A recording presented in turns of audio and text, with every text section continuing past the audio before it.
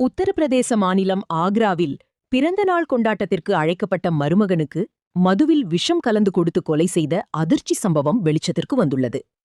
கடந்த 2025ஆம் ஆண்டு நவம்பர் மாதம் ஜிதேந்திரா என்பவர் தனது மனைவியின் பிறந்த நாளுக்காக மாமனார் வீட்டிற்கு சென்றுள்ளார்.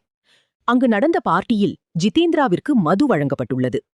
அதை குடித்த சிறிது நேரத்திலேயே அவரது உடல்நிலை மோசமடைந்து அதிகாலை 3 மணி அளவில் உயிரிழந்தார்.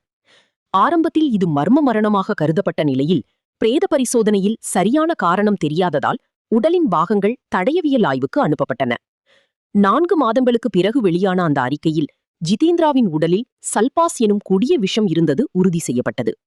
கணவன் மனைவி இடையே நீண்ட நாட்களாக இருந்த குடும்ப தகராறு காரணமாக ஜிதேந்திராவின் மனைவி தனு மற்றும் அவரது தந்தை மகேந்திரா ஆகிய இருவரும் சேர்ந்து இந்த கொலையை திட்டமிட்டது போலீஸ் விசாரணையில் தெரியவந்துள்ளது. மதுவில் விஷத்தை கலந்து கொடுத்துவிட்டு ஜிதேந்திரா இயற்கையாகவே உயிரிழந்தது போல நாடகமாடியுள்ளனர்.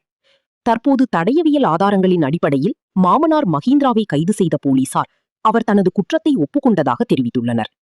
மகனின் மரணத்திற்கு நீதி கேட்டு ஜிதேந்திராவின் தாய் போராடி வந்த நிலையில் தற்போது மனைவி மற்றும் மாமனார் இருவரும் சிறையில் அடைக்கப்பட்டுள்ளனர். ஒரு குடும்ப விழாவை மரணப்பொறியாக மாறிய இந்த சம்பவம் அந்த பகுதியில் பெரும் பரபரப்பை ஏற்படுத்தியுள்ளது.